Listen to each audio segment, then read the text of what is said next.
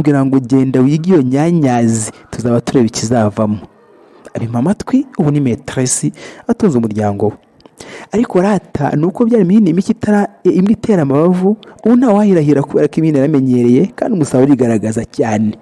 2012 hiyongeyeho n'imyaka ngo nibura umwana w'umunyarwanda yige imyaka 10 atavunitse. Imyaka 10 yashize n'iyazi basic education itangiye.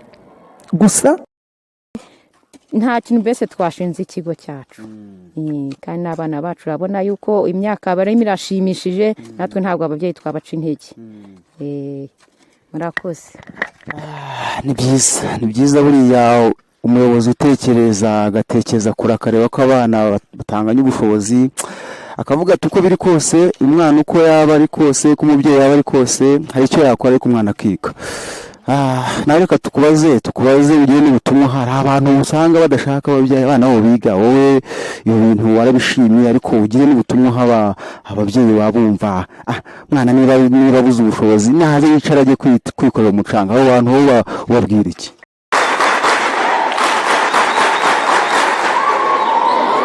Nziza tsunami kuwa utari danza simu kadari ikini narafi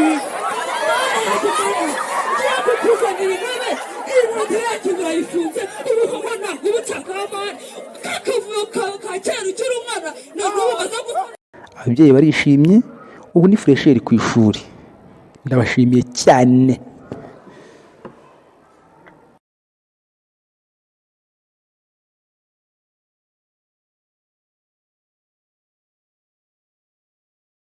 Ndabashimiye cyane. Kwiga byari byabifite. Si ibyo gusa kandi no kubona aho wiga byari ihurizo rikomeye. Amashuri yari mbarwa kandi ari kure. Iyo usuzaga primaire ntubone inota rya mbere dore ko ryabana ngo rigasiba undi, uwaganaga urwuri ukaragira inka ukuta runonko ugakura ugashaka ukabyara bikarangira nta kundi.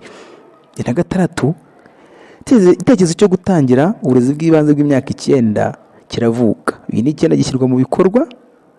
Ndabyibuka cyane nk'ejo ntuzamubwira ngo genda wige iyo nyanyazi tuzaba tureba ikizavamo. Abima amatwi ubu ni maîtresse atunze umuryango we. Ariko rata nuko byari imihini mike imwe itera amabavu ubu nta wahirahira kubera ko imihini yaramenyereye kandi umusaruro urigaragaza cyane.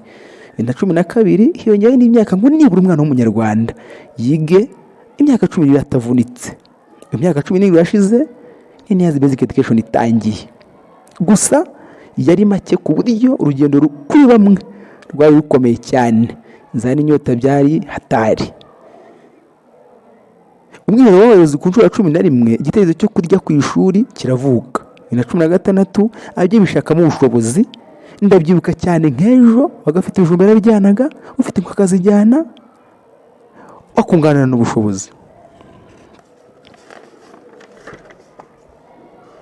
2019 igihugu kitireka tubakire ababyeyi. 2021 na 2 bifatira ingi ubifunguro n'ifunguro ngo manzi bwaracitse abana baraseka. Ababyeyi barishimye ubu ni fresheri ku ishuri. Ndabashimiye cyane.